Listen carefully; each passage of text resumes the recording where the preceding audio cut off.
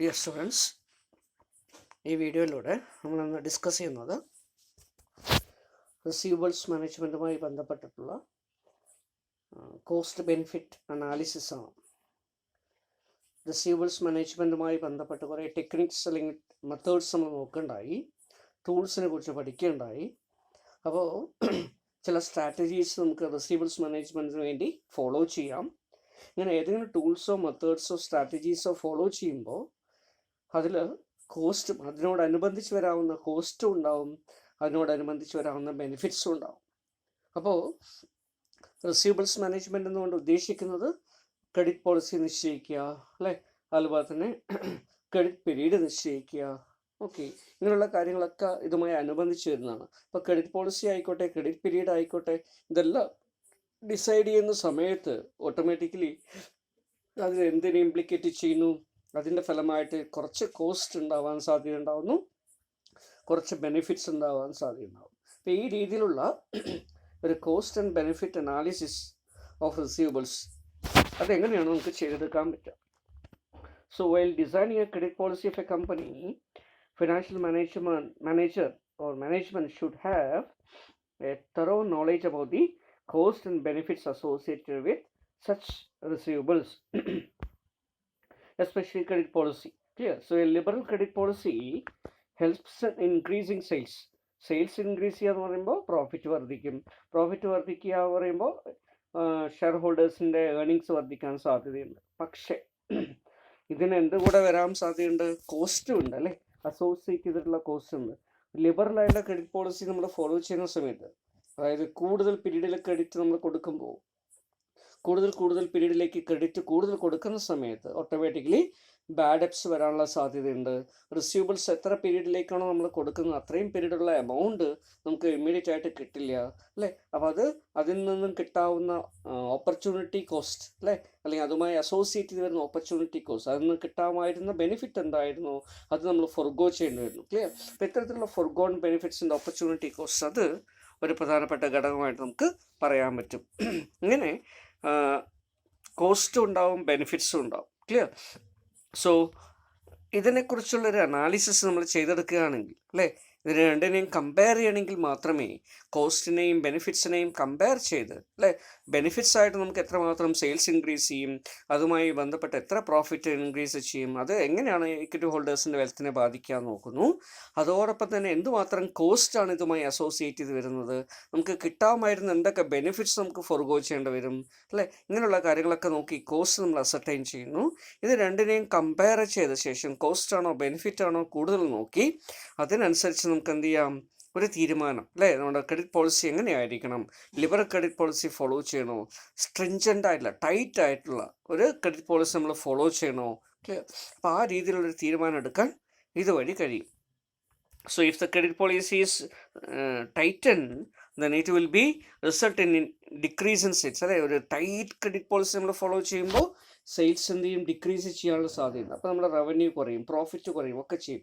But consequently, അല്ലേ, profit reduce ചെയ്യും. പക്ഷേ നമുക്കറിയാൻ പറ്റും ഇതിൻ്റെ ഫലമായിട്ട് എന്ത് ചെയ്യുന്നു, when credit period is decreased, അതിൻ്റെ അർത്ഥം അത്രയും എമൗണ്ട് ഓഫ് റിസീവബിൾസ് നമുക്ക് ഉണ്ടാവില്ല. അത്രയും എമൗണ്ട്, അല്ലേ, ഇത് ടൈറ്റൻ ചെയ്യുന്നതോറും എമൗണ്ട് ഓഫ് റിസീവബിൾസ് നമുക്ക് കുറയ്ക്കാൻ പറ്റും. അത്രയും എമൗണ്ട് ഓഫ് റിസീവബിൾസ് കുറയും തോറും അതിൻ്റെ പൈസ നമുക്ക് ബാങ്കിൽ നിക്ഷേപിക്കാനോ, അല്ലേ, മറ്റുള്ള തരത്തിൽ നിക്ഷേപിക്കാനോ, അല്ലെങ്കിൽ ബിസിനസ്സിന് പുനരുപയോഗിക്കാനോ, അല്ലെങ്കിൽ വർക്കിംഗ് ക്യാപിറ്റലിന് വേണ്ടി എടുക്കുന്ന കടം അത് എടുക്കാതിരിക്കാനോ, അതിൽ കുറവ് വരുത്താനോ ഒക്കെ കഴിയും. അപ്പോൾ അവിടെ ഡെപ്റ്റിന് എടുക്കുന്ന ഇൻട്രസ്റ്റ് നമുക്ക് സേവ് ചെയ്യാൻ പറ്റും. ബാഡ് ഡെപ്റ്റിൻ്റെ എമൗണ്ട് നമുക്ക് കുറയ്ക്കാൻ പറ്റും. ഇങ്ങനെ പല അഡ്വാൻറ്റേജും ഇതിനുണ്ട്. അപ്പോൾ ഈ രീതിയിൽ ഓരോ കോഴ്സ് ഓഫ് ആക്ഷനും, അത് ലിബറൽ ക്രെഡിറ്റ് പോളിസി ആയിക്കോട്ടെ, ടൈറ്റൻഡ് ക്രെഡിറ്റ് പോളിസി അല്ലെങ്കിൽ സ്ട്രിഞ്ചൻ്റ് ക്രെഡിറ്റ് പോളിസി ആയിക്കോട്ടെ, ഇതിനെല്ലാം കോസ്റ്റും ഉണ്ട്, അസോസിയേറ്റഡ് ആയിട്ടുള്ള ബെനിഫിറ്റ്സും ഉണ്ട്. അപ്പോൾ അവിടെ എന്ത് ചെയ്യണം, ഏത് ക്രെഡിറ്റ് പോളിസിയാണ് നമുക്ക് വേണ്ടത്, അല്ലേ, ഒരു ഓപ്റ്റിമം ക്രെഡിറ്റ് പോളിസി എന്താണ്, അതിനെ സംബന്ധിച്ച് നമ്മൾ നേരത്തെ നോക്കണ്ടായി, അല്ലേ. അപ്പോൾ നമ്മൾ കോസ്റ്റിനെ കമ്പയർ ചെയ്യും, അല്ലേ, ക്യാരിയിങ് കോസ്റ്റ് കമ്പയർ ചെയ്യും, അതുപോലെ തന്നെ ഓർഡറിങ് കോസ്റ്റ് കമ്പയർ ചെയ്യും. അപ്പോൾ രണ്ടും കൂടെ നമ്മൾ ഇൻ്റർസെക്റ്റ് ചെയ്യുന്ന ഒരു പോയിന്റ്, അവിടെ ടോട്ടൽ കോസ്റ്റ് ഏറ്റവും കുറഞ്ഞു നിൽക്കുന്ന ഒരു പോയിന്റ്, അതിന് നമ്മൾ എന്തായിട്ട് എടുക്കുന്നു, ഓപ്റ്റിമം ക്രെഡിറ്റ് പോളിസി ആയിട്ട് എടുക്കുന്നു. ക്ലിയർ?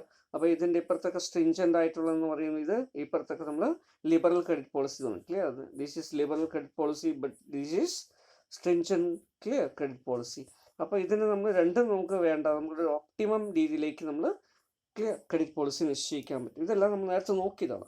അപ്പോൾ ഇതിങ്ങനെ ചെയ്തെടുക്കണമെങ്കിൽ എന്ത് ചെയ്യണം, നമുക്കൊരു കോസ്റ്റ് ബെനിഫിറ്റ് അനാലിസിസ് കൂടെ ചെയ്യേണ്ടതായിട്ടുണ്ട്. So thus there are certain benefits and costs associated with the receivables management, that is management of receivable, or that is especially formulation of the credit policy or acceptance of the credit policy. Okay, so what are the costs associated with the receivables? Receivablesമായി ബന്ധപ്പെട്ട് വരാവുന്ന cost എന്തൊക്കെയാണ്? ഒന്ന് administrative cost ആണ്. Clear? So first type of cost is administrative cost. എന്താണ് അതുകൊണ്ട് മീൻ ചെയ്യുന്നത്? This cost comprises of collection cost, staff cost etcetera. Clear? Collection കോസ്റ്റും staff cost ഒക്കെ അതിൻ്റെ ഭാഗമായിട്ട് വരും. Then collection cost is incurred during the collection of receivables from debtors. അല്ലേ? ഡെപ്റ്റേഴ്സിൽ നിന്ന് റിസീവബിൾസ് കളക്ട് ചെയ്യുന്നതിൻ്റെ ഫലമായിട്ട് വരുന്നതാണിത്. ക്ലിയർ? അതിന് വേണ്ടി വരുന്ന ചിലവുകളാണ്. അല്ലേ? ഡെപ്റ്റേഴ്സ് കൂടുന്തോറും അഡ്മിനിസ്ട്രേഷൻ കോസ്റ്റ് കൂടും, കളക്ഷൻ കോസ്റ്റ് കൂടും. അതിനാവശ്യമായുള്ള പോസ്റ്റേജ്, ടെലഗ്രാം അല്ലെങ്കിൽ ടെലിഫോൺ കോൾസ് അല്ലെങ്കിൽ റിമൈൻഡേഴ്സ്, അല്ലേ, അതുമായി അസോസിയേറ്റ് ചെയ്ത് വരുന്ന കോസ്റ്റ്, ഇതെല്ലാം കൂടിക്കൊണ്ടേ വരും. അപ്പോൾ കളക്ഷൻ്റെ കോസ്റ്റ് കൂടിക്കിടുന്നു. Simply or similarly, when sales increases due to the liberal credit policy, a company is required to make more investment on the staff. അല്ലേ? കൂടുതൽ സ്റ്റാഫിനെ ഇൻവെസ്റ്റ് ചെയ്യുക, അല്ലെങ്കിൽ സ്റ്റാഫിനെ അപ്പോയിൻറ്റ് ചെയ്യേണ്ടി വരും, കളക്ഷന് വേണ്ടിയിട്ട് അപ്പോയിൻറ്റ് ചെയ്യേണ്ടി വരും, റിസീവേഴ്സ് മാനേജ് ചെയ്യുന്നതിന് വേണ്ടി അപ്പോയിൻറ്റ് ചെയ്യേണ്ടി വരും. Clear? And it has to maintain proper records also. ഇതെല്ലാം പ്രോബ്ലമാറ്റിക് ആയിട്ട് മാറുന്നുണ്ട്. അഡ്മിനിസ്ട്രേറ്റീവ് കോസ്റ്റ് കൂടാൻ സാധ്യതയുണ്ട്. Clear? So by way of liberal credit policy there may be increase in the administrative cost. Clear? Whereas നമ്മൾ ടൈറ്റായിട്ട് credit പോളിസിയാണ് നമ്മൾ follow ചെയ്യുന്നതെങ്കിൽ administrative cost കുറയ്ക്കാൻ പറ്റും. ക്ലിയർ? അപ്പോൾ ഇതിന് രണ്ടിലും വ്യത്യാസമുള്ളത് നമുക്ക് മനസ്സിലാക്കാൻ പറ്റും. ലിബറൽ ക്രെഡിറ്റ് പോളിസി ആകുമ്പോൾ അഡ്മിനിസ്ട്രേറ്റീവ് കോസ്റ്റ് കൂടുന്നു. സ്ട്രിഞ്ചൻ്റ് ആയിട്ടുള്ളൊരു ക്രെഡിറ്റ് പോളിസി ആണെങ്കിൽ, ടൈറ്റ് ആയിട്ടുള്ളൊരു ക്രെഡിറ്റ് പോളിസി ആണെങ്കിൽ അഡ്മിനിസ്ട്രേറ്റീവ് കോസ്റ്റ് കുറയ്ക്കാം. Then capital cost. So there is a time gap between sale of goods and payment of receivables, and therefore in order to meet regular expenses, we require working capital, additional capital. അത് നമ്മൾ എന്ത് ചെയ്യേണ്ടി വരുന്നു? അതിനുവേണ്ടി fund borrow ചെയ്യേണ്ടി വരികയാണെങ്കിൽ interest കൊടുക്കേണ്ടി വരുന്നു. അപ്പോൾ അത് ഒരു ക്യാപിറ്റൽ കോസ്റ്റ് ആയിട്ട് വരാം. Clear? So if you are making cash sales, we need not borrow. But if you are not making cash sales, but instead we are providing it as credit, clear, or credit basis, then we will have to borrow some money for meeting the day-to-day expenditure in the form of working capital loan, and therefore company is required to pay interest on such fund. Clear? And it become a capital cost. Then delinquency cost. If there are delay in the payment by customers, then company loses interest. Clear? There is opportunity cost for the delayed period, and besides the company has to incur cost on reminders, phone call, postage, telegram, notice, etc. Clear? They also required to incur some cost, clear, on the delinquency. Clear? That is opportunity cost. Clear? നമുക്ക് cash collect ചെയ്യാൻ പറ്റിക്കഴിഞ്ഞാൽ നമുക്ക് അതിനെ നിക്ഷേപിക്കാമായിരുന്നു, അല്ലെങ്കിൽ ബിസിനസ്സിലേക്ക് reinvest ചെയ്യാൻ പറ്റുമായിരുന്നു. അതില്ലാതെ, അല്ലേ, വീഴ്ച വരുത്തുകയാണ്. ഡെലിൻക്വറ്റ് എന്ന് പറയുന്നത് എന്താ? വീഴ്ച വരുത്തുക, ഡീഫാൾട്ടിങ് എന്നാണ് ഉദ്ദേശിക്കുന്നത്. ക്ലിയർ? പത്രത്തിൽ വൈകും തോറും, ഡീഫാൾട്ട് വരുത്തും തോറും, കസ്റ്റമേഴ്സ് ഡിലേ ചെയ്യിക്കും തോറും, ക്ലിയർ, ഡെലിൻക്വൻ്റ് ആയിട്ട് ഡിലേ ചെയ്യും തോറും എന്ത് സംഭവിക്കും? ആ ഡിലേഡ് പീരീഡിൽ നമുക്ക് കിട്ടാമായിരുന്ന ഇൻട്രസ്റ്റ് കിട്ടില്ല, അല്ലെങ്കിൽ നമുക്ക് കിട്ടായിരുന്ന ബെനിഫിറ്റ് കിട്ടില്ല. നമ്മൾ പൈസ കിട്ടിയിരുന്നെങ്കിൽ നമ്മൾ ബാങ്കിൽ നിക്ഷേപിച്ചത് നമുക്ക് ഇൻട്രസ്റ്റ് കിട്ടുമായിരുന്നു, അത് ഉണ്ടാവില്ല. മാത്രമല്ല, ഈ ഡിലേഡ് പീരീഡിലേക്ക് നമ്മൾ എന്ത് ചെയ്യേണ്ടി വരും? ക്യാപിറ്റൽ നമ്മൾ അഡീഷണൽ കണ്ടെത്തേണ്ടി വരും. ലോണായിട്ട് കണ്ടെത്തേണ്ടി വരികയാണെങ്കിൽ അതിന് പലിശ കൊടുക്കേണ്ടി വരും. ക്ലിയർ? അതുപോലെ തന്നെ ഇതുമായി അനുബന്ധിച്ച് വരുന്ന കോസ്റ്റ് ഉണ്ട്, അല്ലേ? ഡെലിൻക്വൻ്റ് അല്ലെങ്കിൽ ഡെലിൻക്വൻസി വരുന്ന സമയത്ത് നമ്മൾ എന്ത് ചെയ്യേണ്ടിയിരുന്നു? അവർക്ക് റിമൈൻഡേഴ്സ് അയക്കണം, ലീഗൽ നോട്ടീസ് കൊടുക്കണം, അല്ലെങ്കിൽ പോസ്റ്റേജ്, ടെലഗ്രാം, അല്ലെ, ഫോൺ കോൾ, ഇതിൻ്റെയൊക്കെ ചിലവുകൾ വർദ്ധിച്ചു എന്ന് വരും. So these are all the cost. Clear? Call delinquency cost. The next one is default cost. Default വരുത്തുമ്പോൾ, അല്ലേ, ഡിലേ മാത്രമല്ല, ഡീഫാൾട്ടാണ് വരുന്നതെങ്കിൽ പ്രധാനമായിട്ടും വരുന്ന ഡീഫാൾട്ട് കോസ്റ്റ് എന്താ? ബാഡ് ഡെപ്റ്റാണ്. ക്ലിയർ? ഡെപ്റ്റേഴ്സിൻ്റെ കിട്ടാത്ത പൈസ നമ്മൾ കടന്നു വരണം. അപ്പോൾ ആ രീതിയിൽ ബാഡ് ഡെപ്റ്റ് ആയിട്ട് മാറാം, അല്ലേ? പ്രൊവിഷൻസ് കൂടുതൽ പ്രയോഗിക്കേണ്ടി വരും, ബാഡ് ഡെപ്റ്റ് കൂടുതൽ അറൈസ് ചെയ്ത് റൈറ്റ് ഓഫ് ചെയ്യേണ്ടതായിട്ട് വരും, അല്ലേ? ഇതെല്ലാം എന്തായിട്ട് വരുന്നു? ഡീഫാൾട്ട് റിലേറ്റഡ് ആയിട്ടുള്ള കോസ്റ്റ് ആയിട്ട് വരും. ക്ലിയർ? അപ്പോൾ ഇതൊക്കെ കോസ്റ്റാണ്. അതുപോലെ ബെനിഫിറ്റ്സും ഉണ്ട്. എന്തൊക്കെയാണ് ബെനിഫിറ്റ്സ് എന്ന് പറയുന്നത്? ഇൻക്രീസ് ഇൻ സെയിൽസ് വർദ്ധിക്കാൻ സാധ്യതയുണ്ട്. Clear? Liberal credit policy follow ചെയ്യുന്നതോറും സെയിൽസ് വർദ്ധിക്കും. സ്ട്രിഞ്ചൻ്റ് ആകുമ്പോൾ സെയിൽസ് കുറയും. ഇൻക്രീസ് ഇൻ പ്രോഫിറ്റ്, അല്ലേ? പ്രോഫിറ്റ്, സെയിൽസ് വർദ്ധിക്കുന്നതിൻ്റെ ഫലമായി പ്രോഫിറ്റ് വർദ്ധിക്കും. എക്സ്ട്രാ പ്രോഫിറ്റ് കിട്ടാൻ സാധ്യതയുണ്ട്, അല്ലേ? മാത്രമല്ല ചില സമയത്ത് നമുക്കറിയാം ക്യാഷിനാണ് നമ്മൾ സെയിൽ ചെയ്യുന്നതെങ്കിൽ ചിലപ്പോൾ 10 രൂപയ്ക്കായിരിക്കും വേണ്ടി യൂണിറ്റ് വിൽക്കുക. ക്രെഡിറ്റിനാണ് നമ്മൾ സെയിൽ ചെയ്യുന്നതെങ്കിൽ നോർമലി ക്യാഷിന് സെയിൽ ചെയ്യുന്ന റേറ്റിലായിരിക്കില്ല കൊടുക്കുക. ചിലപ്പോൾ 12 രൂപയ്ക്കായിരിക്കും നമ്മൾ സെയിൽ ചെയ്യുക. ഒരു എക്സ്ട്രാ എമൗണ്ട് ക്രെഡിറ്റിന് സെയിൽ ചെയ്യുമ്പോൾ സാധാരണ ഈടാക്കാറുണ്ട്. അങ്ങനെ വരുമ്പോൾ എന്ത് ചെയ്യും? സെല്ലിംഗ് പ്രൈസ് കൂടുതൽ ചാർജ് ചെയ്യും. കൂടുതൽ ചാർജ് ചെയ്യുമ്പോൾ കൂടുതൽ പ്രോഫിറ്റ് കിട്ടാനുള്ള സാധ്യത വരുന്നു. Clear? So that is number 1. Next one is increase in the market share, അല്ലേ? കമ്പനി ലിബറൽ ആയിട്ടുള്ള ഒരു ക്രെഡിറ്റ് പോളിസി ഫോളോ ചെയ്യുന്നതോറും അതിൻ്റെ മാർക്കറ്റ് ഡിമാൻഡ് കൂടും, അല്ലേ? അതിൻ്റെ പ്രോഡക്ട്സിൻ്റെ ഡിമാൻഡ് കൂടും. പ്രോഡക്റ്റിന് ഡിമാൻഡ് കൂടുന്ന സമയത്ത് എന്ത് ചെയ്യുന്നു? കൂടുതൽ പ്രോഡക്റ്റ് വിൽക്കുമ്പോൾ market share of the company will increase. അപ്പോൾ അത് ഒരു അഡ്വാൻറ്റേജ് ആയിട്ട് നമുക്ക് പറയാം. ഇതൊക്കെയാണ് ഇതിൻ്റെ ബെനിഫിറ്റ്സ് എന്ന് പറയുന്നത്. Clear? Then decision regarding tightening of A credit policy. ഇനി ടൈറ്റനിങ്ങിനെ സംബന്ധിച്ച് നമ്മളൊരു ക്രെഡിറ്റ് പോളിസി സെറ്റ് ചെയ്യുമ്പോൾ, അല്ലേ, എന്താ ടൈറ്റനിങ് കൊണ്ട് മീൻ ചെയ്യുന്നത്? സ്ട്രിഞ്ചൻ്റ് ആയിട്ടുള്ള, കൺസർവേറ്റീവ് ആയിട്ടുള്ള ഒരു ക്രെഡിറ്റ് പോളിസി നമ്മൾ ഫോളോ ചെയ്യാമെന്ന് വിചാരിക്കുക. അപ്പോൾ എന്ത് സംഭവിക്കുന്നു? ക്രെഡിറ്റ് പീരീഡ് നമ്മൾ വളരെ കുറയ്ക്കാൻ ശ്രമിക്കും. Clear? So stringent credit policy അവിടെ നമ്മൾ എന്ത് ചെയ്യുന്നു? ലിബറലും ഉണ്ട്, സ്ട്രിഞ്ചൻ്റും ഉണ്ട്. ലിബറൽ എന്ന് പറയുമ്പോൾ വളരെ കൂടുതൽ പീരീഡിലേക്ക് ക്രെഡിറ്റ് കൊടുക്കുന്ന ഒരു പോളിസിയെ നമ്മൾ ലിബറൽ ക്രെഡിറ്റ് പോളിസി എന്ന് പറയുക. സ്ട്രിഞ്ചൻ്റ് പോളിസി പറയുമ്പോൾ അതിൻ്റെ ഓപ്പോസിറ്റ് ആണ്, അല്ലേ? ക്രെഡിറ്റ് പീരീഡ് എന്ത് ചെയ്യുന്നു? വളരെ കുറയ്ക്കുന്നു. ടേംസ് ആൻഡ് കണ്ടീഷൻ വളരെ കുറയ്ക്കുന്നു. ക്ലിയർ?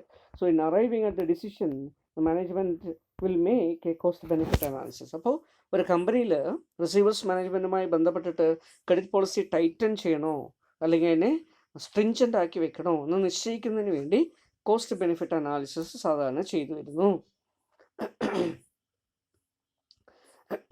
അപ്പോൾ അതിൽ വരാൻ സാധ്യതയുള്ള ഒരു കാര്യം, ഇങ്ങനെ ഒരു പോളിസി ഡിസിഷൻ എടുക്കുന്ന സമയത്ത്, ക്ലിയർ, നമ്മൾ എന്തൊക്കെ സ്റ്റെപ്സിലൂടെയാണ് ഇത് ചെയ്യാൻ പറ്റുക?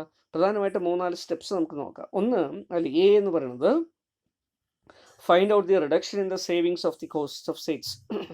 കോസ്റ്റ് ഓഫ് സെയിൽസ്, അല്ലേ? കോസ്റ്റ് ഓഫ് സെയിൽസ് എന്ന് പറയുന്നത് എന്താണ്? വിൽക്കാൻ വേണ്ടി വരുന്ന ചിലവുകളാണ്.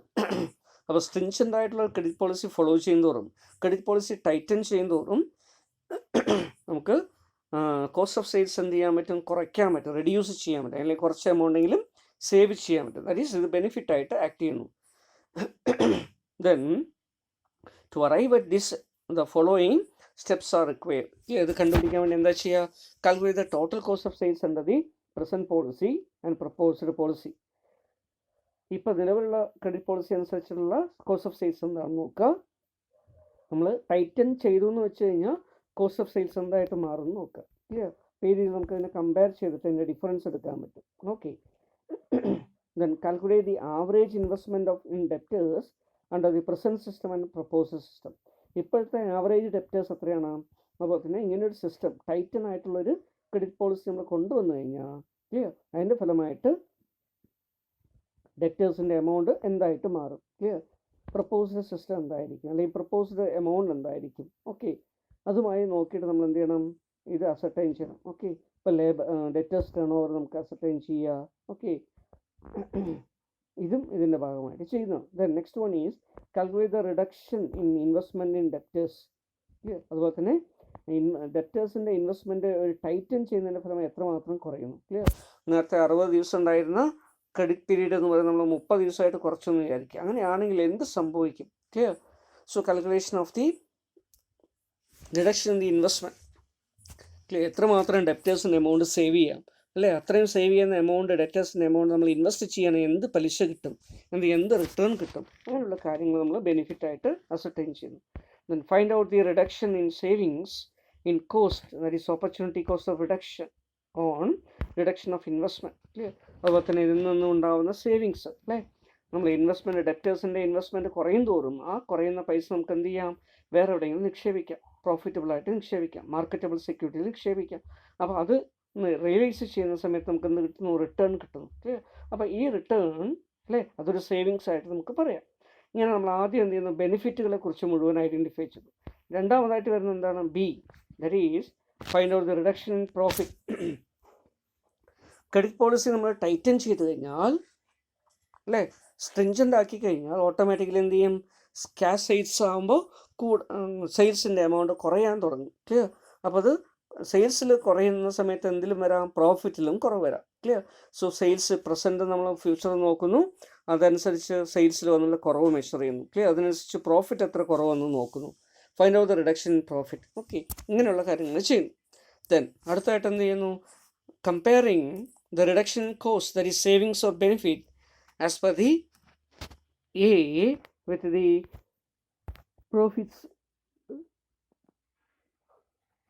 reduction in the profit, that is cost as per B. കോസ്റ്റിനെയും ബെനിഫിറ്റിനെയും തമ്മിൽ, എയിനെയും ബിയിനെയും തമ്മിൽ നമ്മൾ എന്ത് ചെയ്യുന്നു, കമ്പയർ ചെയ്യുന്നു. എന്നിട്ട് എന്ത് ചെയ്യുന്നു, ബെനിഫിറ്റാണ് കൂടുതൽ കോസ്റ്റിനേക്കാളും എങ്കിൽ നമ്മൾ എന്ത് ചെയ്യുന്നു, അക്സെപ്റ്റൻസ് കൊടുക്കുന്നു. അതല്ലെങ്കിൽ എന്ത് ചെയ്യുന്നു, റിജക്റ്റ് ചെയ്യുന്നു. ക്ലിയർ? അപ്പോൾ ഈ രീതിയിൽ ഒരു സെലക്ഷൻ നമ്മൾ എടുക്കുന്നു. So take A decision. If the production cost is more than the reduction in profit, then the proposal would be that is tightening the credit policy shall be accepted. എപ്പോഴാണ് അത് accept ചെയ്യുക? That is profit കൂടുന്നുണ്ട് അല്ലേ, reduction profit, that is cost is more than the profit. നമ്മൾ എന്ത് ചെയ്യുന്നു, അതിനനുസരിച്ച് ഒരു തീരുമാനം എടുക്കുകയാണ് ചെയ്യുക. Okay, then the proposal is beneficial because the possible in reduction in the debtors is more reduction in profit. Clear? അപ്പോൾ പ്രോഫിറ്റിൻ്റെ റിഡക്ഷനേക്കാളും ഡെറ്റേഴ്സിൽ വരുന്ന അല്ലേ കോസ്റ്റ് സേവ് ചെയ്യുന്നതിൻ്റെ ഫലമായിട്ട് വരുന്ന റിഡക്ഷൻ വളരെ കൂടുതലാണെങ്കിൽ, കോസ്റ്റിനെ കൺട്രോൾ ചെയ്യാൻ പറ്റുന്നുണ്ടെങ്കിൽ, ആ തരത്തിലുള്ളൊരു സേവിങ്സ്, നെറ്റ് സേവിങ്സ് ആയിട്ട് നമുക്ക് അറിയാൻ പറ്റും. ക്ലിയർ? അത് നമുക്കിവിടെ എടുക്കാം. So if the opposite happens, the proposal shall be rejected. Okay, then next one is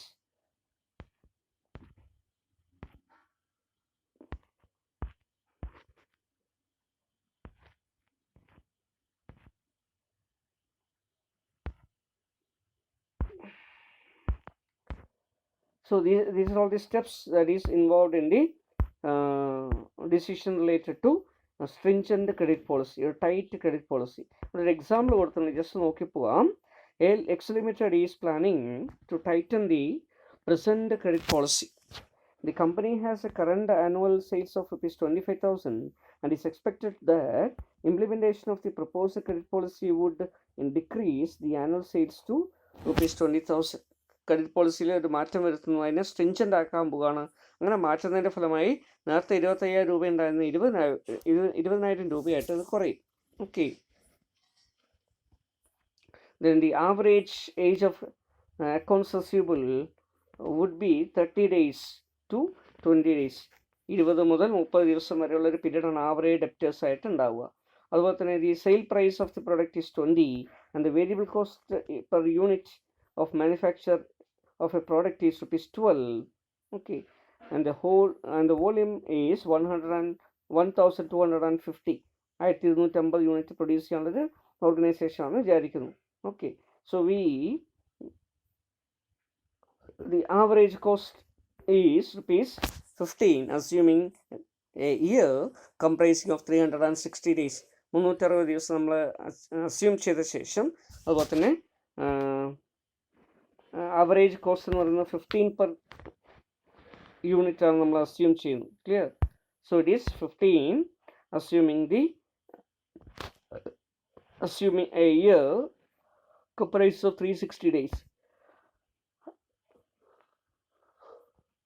Advise whether the proposal of credit policy shall be implemented. അപ്പോൾ ഇങ്ങനെ കുറേ ഡാറ്റ തന്നിട്ടുണ്ട്, കോസ്റ്റിനെയും ബെനിഫിറ്റ്സിനെയും തമ്മിലുള്ള ഡാറ്റയാണ്. ഇതൊന്ന് നമ്മൾ ഈ പുതിയൊരു റിസീവബിൾസ് മാനേജ്മെൻറ്റ് അല്ലെങ്കിൽ ക്രെഡിറ്റ് പോളിസി അക്സെപ്റ്റ് ചെയ്യണോ വേണ്ടയോ, അല്ലെങ്കിൽ ക്രെഡിറ്റ് പോളിസിയെ സ്ട്രിഞ്ചൻ്റ് ആക്കുന്നതിന് വേണ്ടിയുള്ള തീരുമാനം എടുക്കണോ വേണ്ടയോ, അതാണ് നമ്മുടെ ക്വസ്റ്റ്യൻ. നമ്മളതിന് വേണ്ടി എന്ത് ചെയ്യുന്നു, സൊല്യൂഷന് വേണ്ടി ആദ്യം നമ്മൾ എന്ത് ചെയ്യുന്നു അല്ലേ, ഒരു സ്റ്റേറ്റ്മെൻ്റ് ആയിട്ട് നമ്മൾ പ്രിപ്പയർ ചെയ്യേണ്ടതായിട്ടുണ്ട്. ക്ലിയർ? അപ്പോൾ അതിന് മുമ്പ് നമുക്ക് ഇതിൻ്റെ ബേസിക് ആയിട്ടുള്ള കുറച്ച് കാര്യങ്ങൾ കാൽക്കുലേറ്റ് ചെയ്ത് വെച്ചിട്ട് തുടങ്ങാം. Clear? So find out the fixed cost be found. Clear? എത്രയാണ് ഫിക്സഡ് കോസ്റ്റ് നമ്മൾ കണ്ടെത്തേണ്ടതായിട്ടുണ്ട്. So first of all we need to അല്ലേ, the fixed cost has to be found. The formula is given below അല്ലേ. Fixed cost calculate ചെയ്യുന്ന formula എന്താ? Average cost per unit minus variable cost per unit into with bracket ആണ്, bracket കഴിഞ്ഞ ശേഷം into total number of units. Clear? ഇപ്പോൾ ഇവിടെ നമ്മൾ ഈ ഫോമുല സബ്സ്റ്റിറ്റ്യൂട്ട് ചെയ്യുകയാണെങ്കിൽ average cost per unit is given as 15, clear. Variable cost is 12, clear. അപ്പോൾ ഇതിൻ്റെ അർത്ഥം എന്താ? 15 - 12 ചെയ്യുന്ന സമയത്ത് നമുക്ക് എന്ത് കിട്ടും? ആവറേജ് കോസ്റ്റിൽ നിന്നും നമ്മൾ ഈ ഇപ്പോൾ വേരിയബിൾ കോസ്റ്റ് കുറയ്ക്കുന്ന സമയത്ത് ഫിക്സഡ് കോസ്റ്റ് പെർ യൂണിറ്റ് ആയിട്ട് നമുക്ക് ഇതിന് കിട്ടും. Fixed cost per unit, clear. അപ്പോൾ number of units produce is 1250. അപ്പോൾ നമ്മൾ ഒരു എസ്റ്റിമേറ്റഡ് കോസ്റ്റ് എന്ന് പറയുന്നത്, ഫിക്സഡ് കോസ്റ്റ് എന്ന് പറയുന്നത് എന്താ? That is 3 × 1250, that is 3750.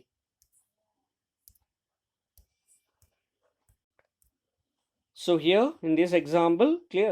So we have given that average cost is ₹15 and variable cost is ₹12, and therefore fixed cost per unit will be ₹3. That is 15 - 12 will give you ₹3 per unit. Okay, and number of units produced is 1250, and therefore 3 × 1250.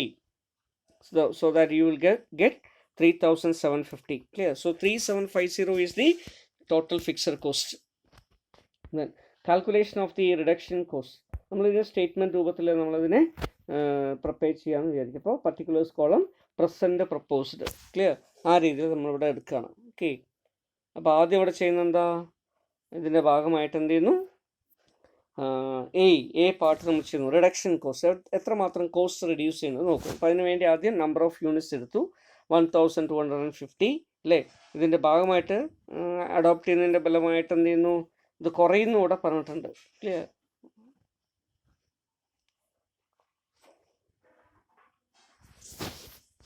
So current volume is 1250.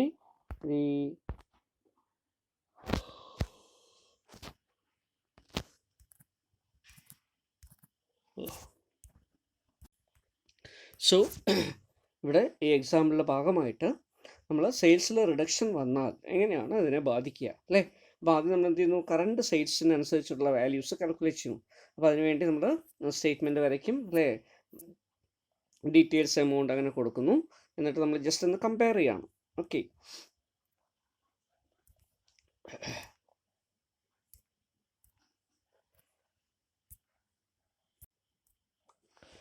$1250 unit previously ഉണ്ടായിരുന്നത് 1000 unit ആയിട്ട് കുറഞ്ഞു നോക്കി. അപ്പോൾ fixed cost മാറില്ല, അല്ലേ.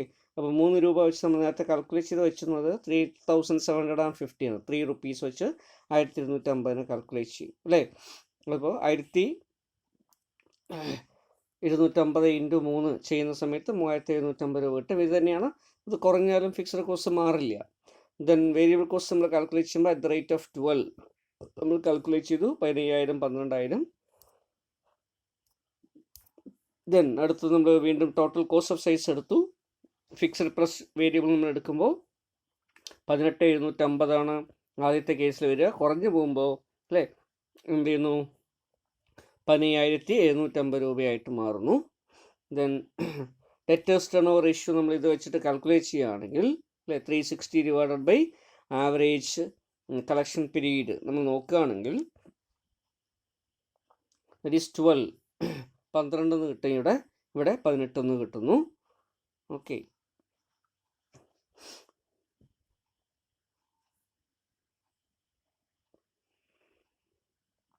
Average investment in accounts receivable is calculated, clear, by it is calculated as 1562.5, clear, whereas closing ഇത് എത്രയാണ് വന്നിരിക്കുന്നത്? 875.